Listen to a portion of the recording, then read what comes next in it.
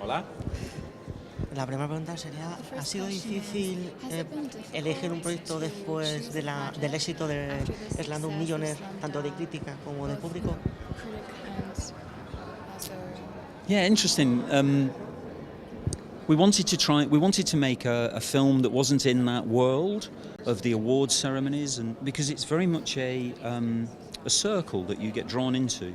Slumdog, we were very fortunate to be in it. 127 Hours, we were also very fortunate to be in it again, you know, the Oscars and that kind of world. And they're a very particular kind of film.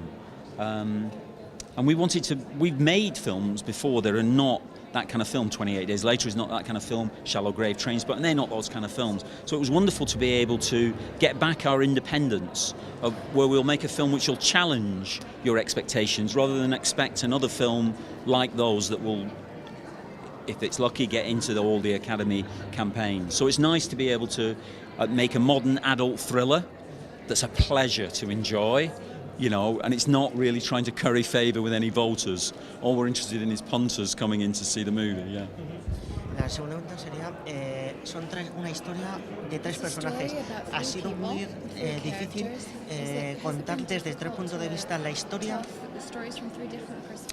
Again, that's a good question, because normally movies tell from one perspective or maximum two, whereas I've always been interested in three. Slumdog is three, Shallow Grave is three, Trainspotting is more than three, and it's wonderful to be able to do that. I like that in cinema, because you have that issue then of, which one am I going to go with? You know, the easy kind of sympathy or attachment that you get sometimes in movies where, he's the star, he's the hero, I'll go with him.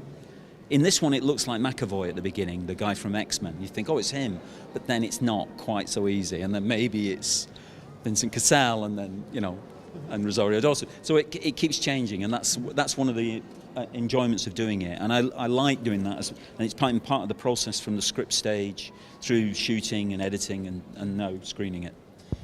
Tres personajes, pero hay otro personaje importante que es la música. ¿Cómo ha conjugado la música como parte fundamental de la película? I love doing the music almost more than anything. I think I love the fact that we kind of share kind of libraries of music, all of us. We know songs. You go, no, that's, you know, and you hear it and it's attached to something slightly different, and that makes you see it in a different way. And yet it makes you feel familiar with it as well. And then you're challenged because you'll be less familiar with something else. And I like sharing through culture, through our films or theatre or TV, that you share our libraries of songs, really. And then you create some new ones. And there's half of the music in this is original music by Rick Smith from Underworld, to add to that ongoing library, which keeps changing and evolving, yeah. Es una película dura. It's a hard film. Pero que te lleva por un lado que tú no llegas a pensar. Es una película de violencia machista, violencia de género, mezclada con tinte más comercial, más de un robo de banco. ¿Cómo nos puede conjugar tanto para que sea equilibrada la película?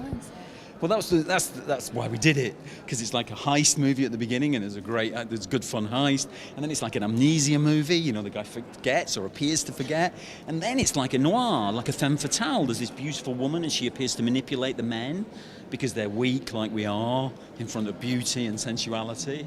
But actually her story, like you say, is more complicated and more emotional and more damaged than you might think. She's not the icy blonde, the Scandinavian icy blonde.